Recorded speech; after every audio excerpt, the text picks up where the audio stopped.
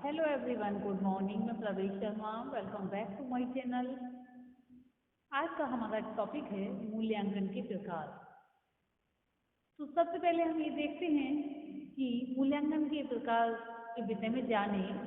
यहाँ दो चीज़ों का जानना आवश्यक है, असेसमेंट तथा इवेल्युएशन। इन दोनों का हिंदी अर्थ तो मूल्यांकन ही है, लेकिन इन दोनों में थोड़ा अंतर है। असेसमेंट का अर्थ होता है आंकड़े एकत्र करना। शिक्षा की प्रक्रिया में असेसमेंट किया जाता है। शिक्षक का इसमें अध्यापक का कार्य शामिल है। छात्र का, जिसमें छात्र का सीखना शामिल होता है, जिसके लिए आंकड़े विविध प्रकार से प्राप्त किए जाते हैं, जैसे पूर्व परीक्षा, निरीक्षण परीक्षा इत्यादि। जब ये आंकड़े प्राप्त कर लिए जाते हैं तो फिर छात्र के सीखने तथा पूरी प्रक्रिया का इवेल्युएशन किया जाता है। इवेल्युएशन वह प्रक्रिया है जो असेसमेंट की प्रक्रिया में प्राप्त आंकड़ों का विश्लेषण करके पूरी प्रक्रिया का समग्र मूल्यांकन करती है तथा इसकी सफलता तथा विफलता के बारे में निर्णय लेती है। ये एक निर्णय लेने की प्रक्रिया है। यहाँ पर हम निर्णय लेते हैं कि कमियों तथा कमजोरियों को दूर कैसे किया जाए। तो सबसे पहले हम देखेंगे मूल्यांकन के प्रकार अर्थात टाइप्स ऑफ इवेल्युएशन। इसको 3 वर्गों में विभाजित किया गया है। जैसे हम देख रहे हैं, कार्य के आधार पर, अकॉर्डिंग टू फंक्शन प्रकृति के आधार पर, अकॉर्डिंग टू अप्रोचेज तथा व्याख्या के आधार पर, अर्थात अकॉर्डिंग टू इंटरप्रिटेशन। इसको हम एक चार्ट के माध्यम से देख लेते हैं, इससे आसान हो जाएगा। तो यहाँ पर हम देख रहे हैं कार्य के आधार पर, प्रकृति के आधार पर तथा व्याख्या के आधार पर मूल्यांकन की प्रकार। तो सबसे पहला पॉइंट यहाँ पर है कार्य के आधार पर। इसको कुछ वर्गों में विभाजित किया गया है, जो कि पहला है पदस्थापन अर्थात प्लेसमेंट, प्रारंभिक, फॉर्मेटिव, योगात्मक, समलेटिव, निदानात्मक, डायग्नोस्टिक। सेकंड है प्रकृति के आधार पर, अकॉर्डिंग टू अप्रोचेज, प्रारंभिक अर्थात फॉर्मेटिव, योगात्मक, समलेटिव। थर्ड है व्याख्या के आधार पर। इसको भी 2 वर्गों में विभाजित किया गया है, सामान्य संदर्भित मूल्यांकन, नॉर्म रेफरेंस इवेल्युएशन, मानदंड संदर्भित मूल्यांकन अर्थात क्राइटेरियन रेफरेंसेस इवेल्युएशन। अब हम देखेंगे इसी के आगे assessment, evaluation, decision making assessment. ये मुख्यतः 4 प्रकार का होता है, जिसमें है पहला पॉइंट इसके अंतर्गत प्रारंभिक मूल्यांकन, फॉर्मेटिव असेसमेंट, योगात्मक मूल्यांकन, समलेटिव असेसमेंट, निदानात्मक मूल्यांकन, डायग्नोस्टिक असेसमेंट तथा पदस्थापन मूल्यांकन, प्लेसमेंट असेसमेंट। तो सबसे पहले हम बात करते हैं प्रारंभिक मूल्यांकन की अर्थात फॉर्मेटिव असेसमेंट की। इस प्रकार के मूल्यांकन से तात्पर्य ऐसे शैक्षिक कार्यक्रम, योजना, प्रक्रिया, सामग्री या वस्तु के मूल्यांकन से है जिसमें मूल्यांकन के आधार पर सुधार करना संभव हो। दूसरे शब्दों में प्रारंभिक मूल्यांकन किसी शैक्षिक कार्यक्रम, योजना, प्रक्रिया की सामग्री की प्रभावशीलता, गुणवत्ता, वांछनीयता तथा उपयोगिता का आकलन इसलिए करता है कि उस कार्यक्रम, योजना, प्रक्रिया या सामग्री को और अधिक प्रभावशाली, गुणवत्तापूर्ण, वांछनीय तथा उपयोगी बनाया जा सके।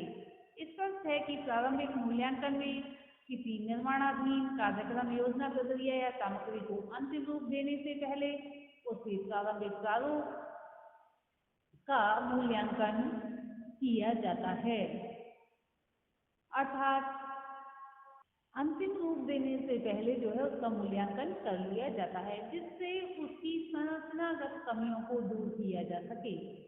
किसी नवीन शिक्षण विधि, पाठ्यक्रम, सहायक सामग्री आदि में संशोधन व सुधार करने की दृष्टि से यदि इसका मूल्यांकन किया जाता है तो इसे प्रारंभिक मूल्यांकन कहेंगे। प्रारंभिक मूल्यांकनकर्ता के कार्य को 3 वर्गों में विभाजित किया जाता है। शैक्षिक कार्यक्रम या सामग्री के विभिन्न अंगों के गुण व दोषों के संबंध में स्पष्ट प्रमाण एकत्रित करना, इन प्रमाणों के आधार पर कार्यक्रम या सामग्री की कमियों को सम्मुख रखना, इन कमियों को दूर करके कार्यक्रम या सामग्री को अधिक प्रभावपूर्ण बनाने के लिए सुझाव प्रस्तुत करना। अब देखेंगे हम इसी के अंतर्गत प्रारंभिक मूल्यांकन या संरचनात्मक मूल्यांकन के कार्य। प्रारंभिक मूल्यांकन के कार्य कई हैं जो इस प्रकार से हैं, जिसमें पहला है निदानात्मक कार्य, डायग्नोस्टिक वर्क। यह ऐसी विधि या प्रविधि को पहचानने में सहायता करता है जो शिक्षण व सीखने की प्रक्रिया के लिए सबसे सही हो। नेक्स्ट है पदस्थापन कार्य, प्लेसमेंट वर्क। ये छात्रों के उस कार्यक्रम या पाठ्यवस्तु में स्थिति बताता है जो अभी चल ही रहा है, समाप्त नहीं हुआ है, अर्थात वर्तमान में संचालित पाठ्यक्रम के संदर्भ में छात्रों की स्थिति क्या है। इसे पदस्थापन कार्य कहा जाता है। निदानात्मक के विषय में बताया गया था कि सबसे अच्छी प्रविधि को पहचानने की उन्हें सहायता करता है। और नेक्स्ट पॉइंट में हम देखेंगे देखभाल अर्थात मॉनिटरिंग। ये अध्यापक को सहायता करता है कि वह अपने छात्रों की प्रतिदिन की सीखने की गति पर नजर रखे तथा यदि वह उससे संतुष्ट नहीं है तो उसमें आवश्यक परिवर्तन कर सके। अब नेक्स्ट हम देखेंगे प्रारंभिक मूल्यांकन की विशेषताएं। इसकी विशेषताएं क्या हैं? यह सीखने की प्रक्रिया का आवश्यक भाग है। यह सीखने की प्रक्रिया में बार बार करना पड़ता है। इसके परिणाम छात्र तथा अध्यापक को तुरंत ही पता लगते हैं। ये कभी कभी ये कार्य अध्यापक केवल निरीक्षण द्वारा भी कर सकता है। ये छात्रों की सीखने की प्रक्रिया को गति प्रदान करता है। ये कमजोर छात्रों की कमजोरी को विशिष्ट रूप में बताता है। इसके परिणाम को छात्रों की ग्रेडिंग में प्रयोग नहीं किया जा सकता। ये अध्यापक को उसको शिक्षण तथा निर्देशन तकनीक में तुरंत बदलाव के अवसर देता है। ये छात्रों को उनकी प्रगति की जानकारी प्रदान करता है। इनका स्वरूप मुख्यतः अध्यापक निर्मित टेस्ट के रूप में होता है। इनके निर्माण में कम समय लगता है। अब नेक्स्ट हम देखेंगे प्रारंभिक मूल्यांकन के उपकरण। प्रारंभिक मूल्यांकन के उपकरणों का विवरण इस प्रकार से है, जैसे कि कक्षा गतिविधियों के दौरान छात्रों का निरीक्षण, कक्षा शिक्षण पर आधारित गृह कार्य, औपचारिक तथा अनौपचारिक प्रश्नोत्तरी कार्यक्रम, छात्रों तथा शिक्षण या शिक्षक के मध्य विविध विषयों पर बैठक, यानी कई विषय ले ली जाती हैं जिस पर बैठक की जाती है, छात्रों का कक्षा में लिया गया टेस्ट तथा उसका परिणाम, छात्रों के द्वारा समय समय पर ली गई प्रतिपुष्टि अर्थात फीडबैक, छात्रों का स्वमूल्यांकन, कक्षा में किए गए टेस्ट, मासिक परीक्षाएं, सत्र परीक्षाएं। अब नेक्स्ट हम देखेंगे योगात्मक मूल्यांकन। योगात्मक मूल्यांकन से अभिप्राय किसी पूर्व निर्दिष्ट शैक्षिक कार्यक्रम योजना सामग्री की समग्र वांछनीयता को ज्ञात करने की प्रक्रिया से है। दूसरे शब्दों में योगात्मक मूल्यांकन करता किसी शैक्षिक कार्यक्रम योजना या सामग्री को स्वीकार करने से पहले या भविष्य में जारी रखने के संबंध में निर्णय लिया जा सके। इस प्रकार स्पष्ट है कि ये मूल्यांकन सबसे पहले से ही जारी तथा स्वीकृत योजनाओं को जारी रखने या उपलब्ध अनेक विकल्पात्मक कार्यक्रमों या सामग्री में से किसी एक सर्वाधिक उपयुक्त या चयन करने की दृष्टि से किया जाता है।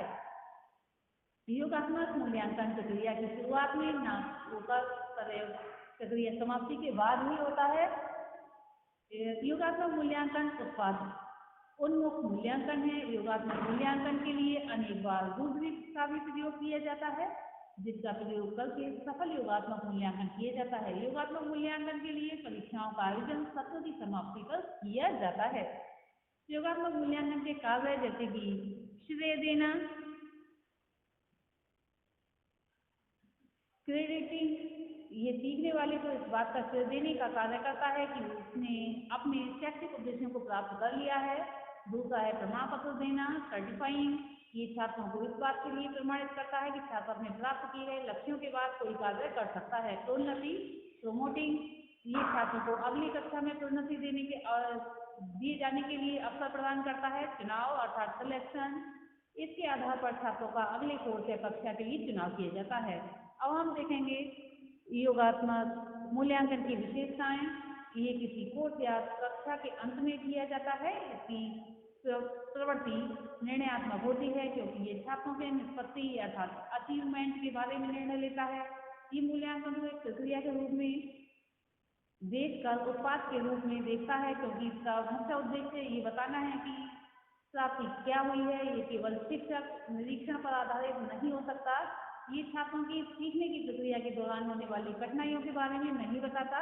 इसके परिणाम ग्रेडिंग तथा पद स्थापना में प्रयुक्त किए जा सकते हैं। ये उन छात्रों को प्रतिपुष्टि देता है जिन्होंने विशिष्ट कार्य सीख लिया है।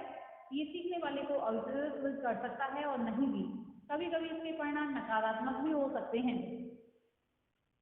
नेक्स्ट हम देखेंगे मूल्यांकन के उपकरण।